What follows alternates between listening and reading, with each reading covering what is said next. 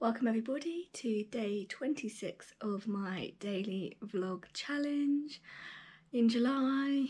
I'm knackered, absolutely shattered. You're wearing me out, people. I woke up at 4 o'clock this afternoon, thereabouts, and I'm feeling quite grumpy about this because that's just not a way to live a life, is it? Let's face it. And I don't want this becoming a nightly vlog. I want it to remain a daily one. And my voice is going. This is how tired I am today.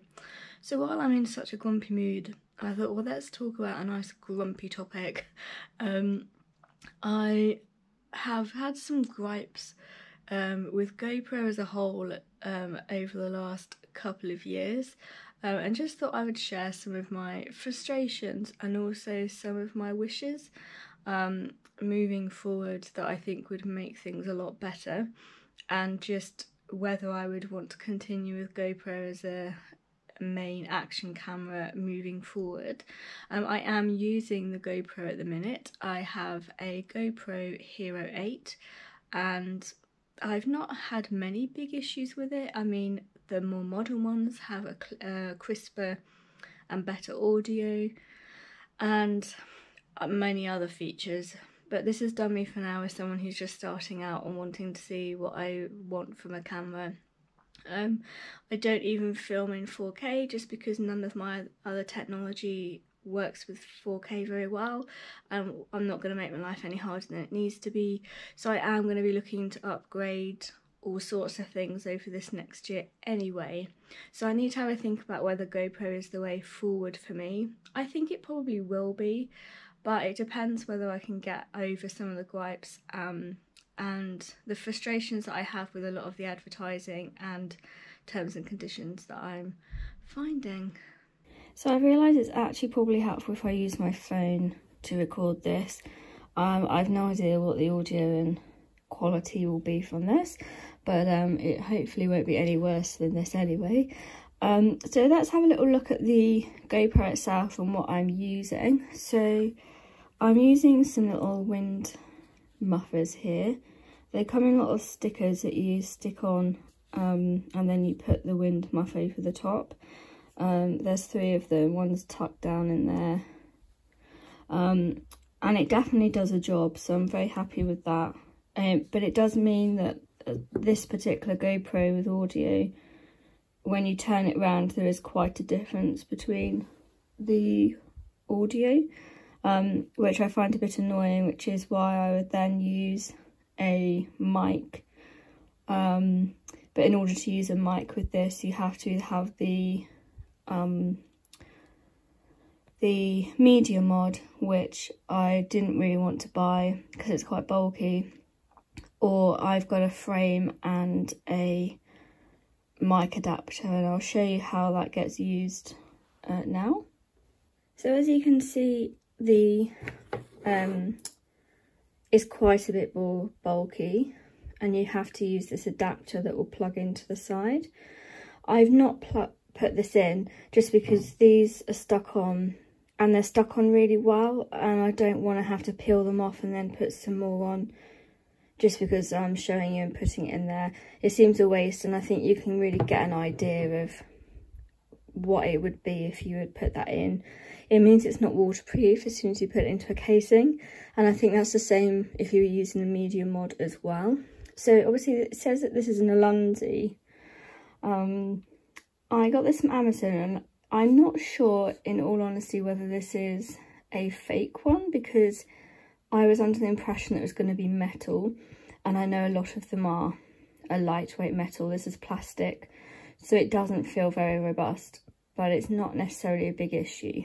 But it does have some half decent mounts. It's got a space for the adapter there. It comes with this additional block that will mean that you can raise the mic, because obviously this would get in the way of filming. And this is a directional mic. This is one of the, what's it called?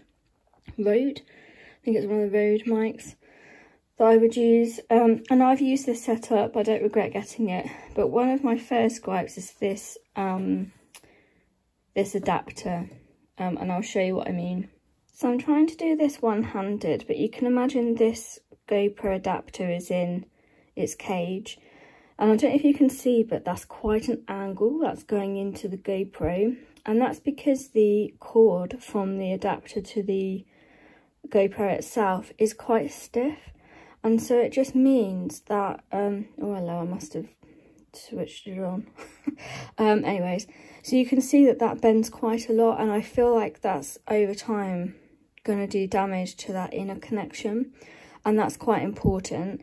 And even if I had this square bit, the adapter bit, on the side or somewhere else, I do think there would still be issues with this connection being so stiff.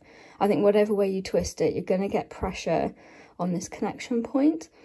And I don't know what other GoPros are like, but I would imagine it would be very similar depending on where the USB-C connection is. Obviously the media mod would solve a lot of that because you won't need this adapter. But what I'd really like to see is just this adapter made with maybe a coil, or because it needs to be strong. I get that, but not enough that you're going to bend and potentially wreck your inside port. I think that's really not very well designed at all, but it does have additional connection points, and it is handy.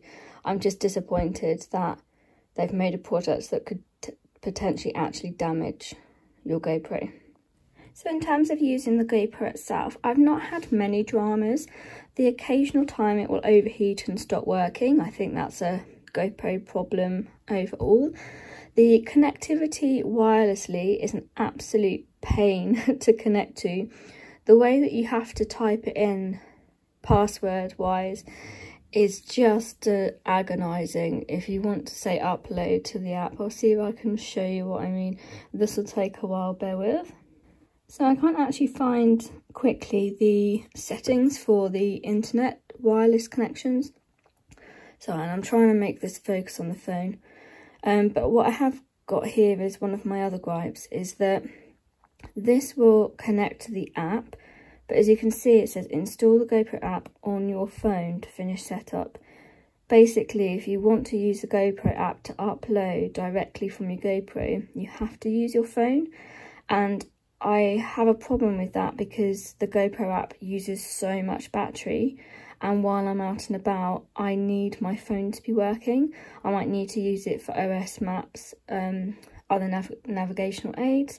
I need it to be able to call for help, to text people. I need my phone to be used as a phone, and if I've got an app that completely drains my battery and data, that is a problem for me. And so I had to delete the GoPro app, so now I don't have a way of using the direct upload function, and so I've got a bit of a gripe about that. What you can do is you can use your computer and you can do a manual upload from that, but I have found that really unreliable. Sometimes it will upload, sometimes it will take way longer than, say, if you were to just plug it in and remove the files, which still takes a long time, but it's just a lot better. So I'm just finding it a bit frustrating that the features that they have to directly upload, finding the wireless connection and trying to connect it up is a pain, and input your password, and then you need to use an actual app. I think if you do and you're happy with that, it could work quite well, but then you've got to think of, if you're going to edit it, how are you then going to edit the footage when it's on your phone? Are you going to use the footage on your phone to edit and then publish or render or whatever? Or are you then going to have to take the footage from your phone? And that's my next gripe. So one of the things that I find with the GoPro web-based is that you can then upload or you can have all of your cloud storage on your computer on the cloud, but you can see it, if that makes sense. You can visually see all your files on the computer and it's on the cloud. But how you then use it has been an absolute nightmare. So when I did my trip, I know I refer to this trip a lot, but it used an awful lot of kit, and it used an awful lot of tech capacity, and I was able to learn a lot about that, so that's why I keep referring back to that.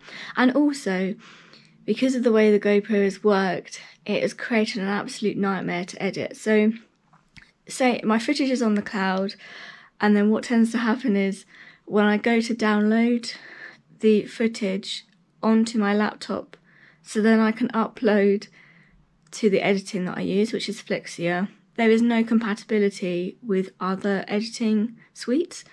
So I have to download it, and when I'm downloading it, it will often freeze. It will often completely say, no, we're not downloading this, and it downloads it into a zip file. So it's not like you can even just use the file straight away once it's downloaded. You've then got to unpack it. You've then got to see whether the files that you thought that you downloaded are in the zip file. I've never used anything so complicated all my life, and it can take me a whole evening just to download maybe 5 or 6 files. And if you're editing a trip that was 2.5 weeks, I think you can see where my frustration is lying with it. And also when I uploaded the footage and it deleted it from the GoPro, because that's what happens, it uploads and then it deletes it from your GoPro, which is great because then it quickly should make it a lot easier to manage your footage, and it's in the cloud and it's all good. But there was files missing, so not only have I got the sod of having to try and download from this cloud that it doesn't want to download from, it also is missing files. The GoPro itself, when it was recording, well, that's ironic because I said while recording and then it just stopped recording, so that's unhelpful.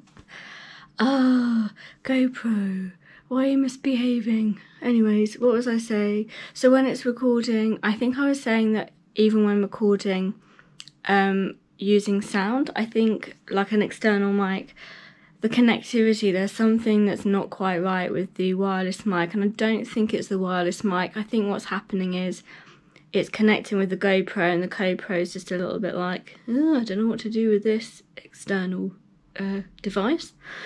So sometimes I'm having to faff with the sound as well. Now, I did make the mistake on one of the days where I think I switched the mic onto stereo, which means it records both mics, one of which was in its case, because I only had one mic attached to me.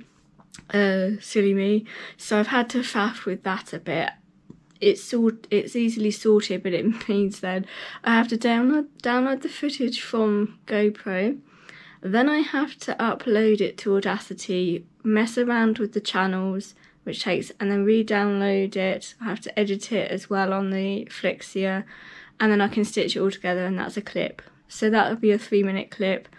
So that's going to be a whole day's worth of work just to resolve that. So that's my own fault. It's not necessarily a GoPro fault, but if the GoPro footage from the cloud was just a little bit more intuitive, it would even reduce my own silly problems that are my own making and made it a lot easier. Whereas I feel like I have to download, upload, and that's what takes the time. Sometimes it's not the consistency of actually editing, it's the waiting for things to sort itself out, download, upload, all of that stuff, and that's what can be frustrating and what takes the time. But it does mean that I can go off and do other things potentially. However, as I say, sometimes, well, not sometimes, all the time, when it's downloading from the GoPro media, web-based or app-based on your desktop, or I don't think it has a desktop app, I think that's only for Macs, so I don't think it has an actual app. Oh, if it does, it definitely doesn't work very well. So I find that really quite frustrating with the GoPro as a whole. Yes, I paid the first year of subscription for $25, it might have been dollars. It felt like it was good value, certainly to have unlimited storage. That is really good value. I do think that feature of the subscription is really good value. They're supposed to be able to replace it with a no quibble replacement service. So if I was to damage this, if this was to get damaged, or the functions weren't working properly, I should be able to get the GoPro replaced. But you have to pay money to do that. So not only are you paying for the subscription, you're also having to pay money on top to replace the camera if it does break. You're having to actually pay, I think it is $99 to replace this camera, given that I paid $150 for it. Yes, that was second hand, and it had I think, you know, but still, in order for me to replace this camera from GoPro, I'd have to spend the I think it's now $50 per year, $49.99 per year moving forward in my subscription. And then if I wanted to replace it or it needed replacing, I'd then have to pay a further $99, which you think about 70 quid, 75 quid for a new camera. You'd think, yeah, that's fine. But with the issues I'm having with this, I'm like, do I really want another one of these? I just find that the way of doing that is really quite frustrating, and I don't feel it's as good as value for money as people would maybe say. I think I was going to spend, how much is that, $150 on a camera, and you also get $100 off of a camera if you were to upgrade in a year, but you have to do it after the first year, so I can't do that now. And also there's even a limit, so you have to spend over, I think it's $350 or $399 US dollars in order to qualify for the $100 off. So it means that if there's a GoPro in the sale, because the Hero GoPro 12 at the minute is got quite a lot of money off, all of a sudden I think it either falls below that threshold, or you get it for the same price, because I think it's only for full price items. So I think there are occasions where you'd get your value for money, but I'm just finding I don't know where the value for money is. And I think for me what would change my mind is if the adapter had a more coil system, like, oh, I'm trying to think. So you can see on this lead, it's got a bit of a coil, and I think that's a far better way of trying to connect to a device that's got so many ports that you don't know what the angle is going to be. That definitely would work a lot better. So I think that would improve it. I mean, even better, that it would have the wireless capacity to be able to connect to a wireless mic a lot easier. I think there's the whole issue with the sound that I'm debating at the minute, and the DJI action cams are a lot more compatible with wireless devices, so that's something that I'm considering. And also just the way, the functionality of the subscription service, I think if it worked better, if there weren't so many terms and conditions that you had to double check. So this was the other thing that I assumed whilst I was away, that I would be able to upload my footage using Wi-Fi to the app, and what I found was you can't use all internet services. So it will tell you, oh, you can upload via wireless to your device straight from the GoPro, and you think, great, I won't need to take quite so many memory cards. You've got the safety of it's uploaded onto the cloud, so there's no risk of me losing it if I suddenly fell into a stream and it all got ruined for whatever reason. I thought that safety net was great, but then actually when it comes to it, you can't use hotel Wi-Fi. The only time I was able to do it was when I was at a friend's Wi-Fi, and then had to spend all that rigmarole of connecting the GoPro to their Wi-Fi, which took ages, and then it took forever for the footage to upload to the cloud on my phone. So I had a whole evening with my friends and I had to just keep checking the GoPro was actually doing what it's supposed to do, and it would just cut off. It would just overheat and go, nope, I'm done for today, and then you'd have to restart the whole rigmarole again. So again, it's just the bugginess of it all. I think if everything worked as it should, and I didn't have so much aggro with pulling the footage off of GoPro, or if there was more connectivity with certain editing apps, I would be in a lot more of a happy place using a GoPro moving forward and using the subscription service. Because, I mean, even $50 a year, I can't remember what the rate of, the transaction rate, what's it called? oh, you know what I mean, the rate between countries, exchange rate, I'll get there eventually, it will be less than that, and I think it's worth that just for that, because the amount of cloud storage is that you'd use videoing definitely warrants looking at that, but it is just a frustration. So in terms of the GoPro 8 itself, the only real frustration that I've had with the camera is a little bit of bugginess and a bit of wear and tear, especially on the there's the on button. It's actually really hard to find the actual little bit that will switch the GoPro on, and so I feel like I'm using my nails to really try and find within the little square button where the actual switching on bit is. I think they should just make the square bit smaller so you have a bit more of an idea where you should be pressing. And I've got it's a bit rubbery, and I'm finding that over the last year I'm making grooves with my nails into it, and it's making it even harder to then find the button.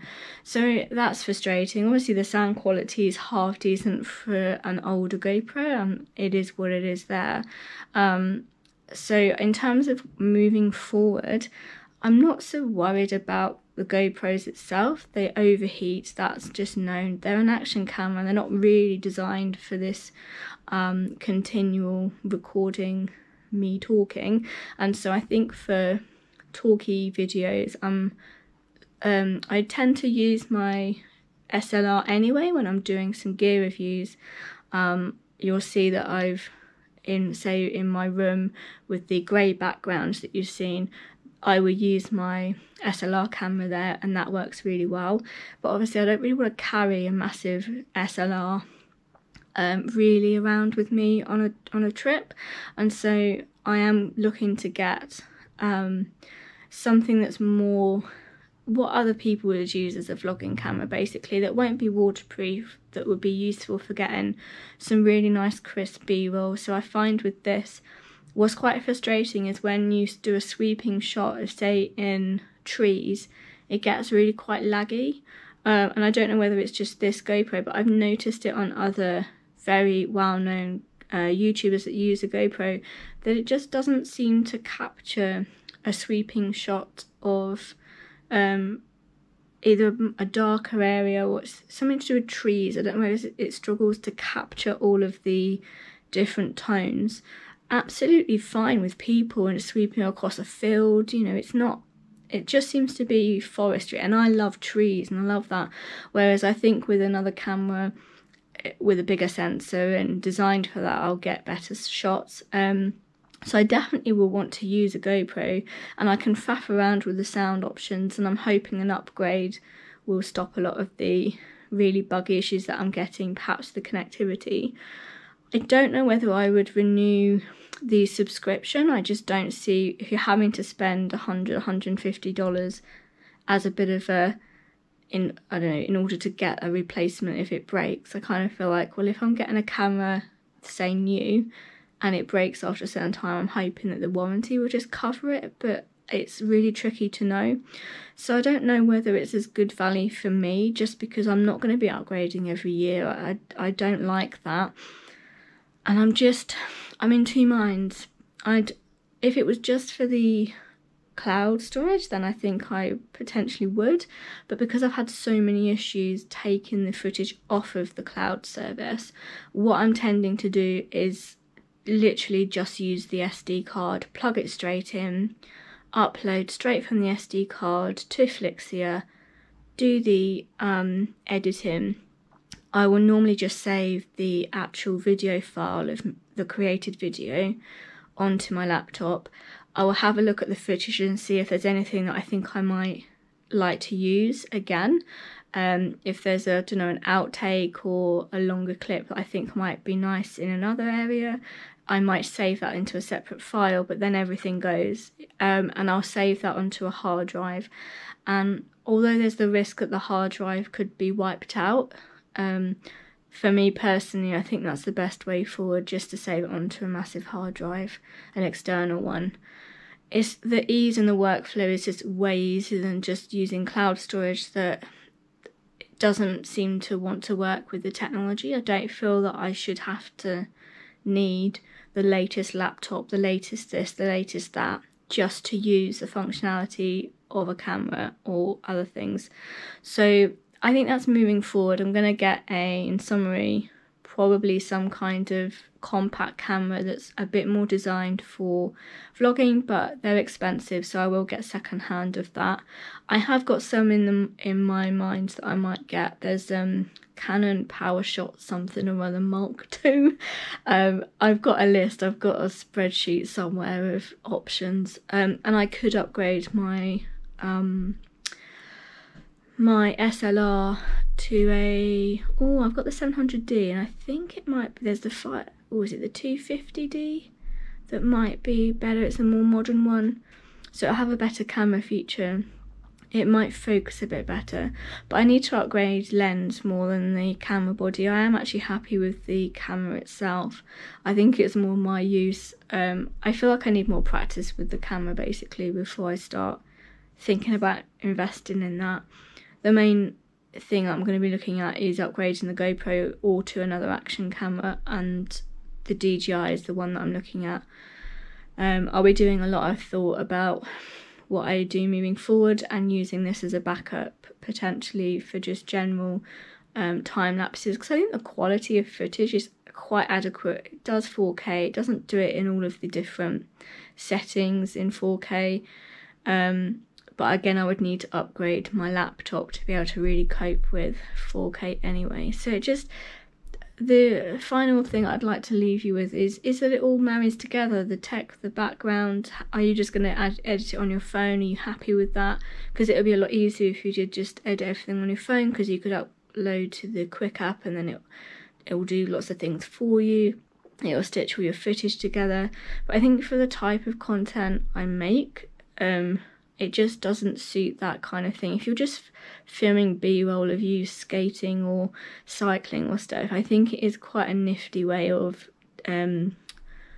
doing and editing, and your workflow will be a lot easier just because it does it all for you and it makes it look pretty.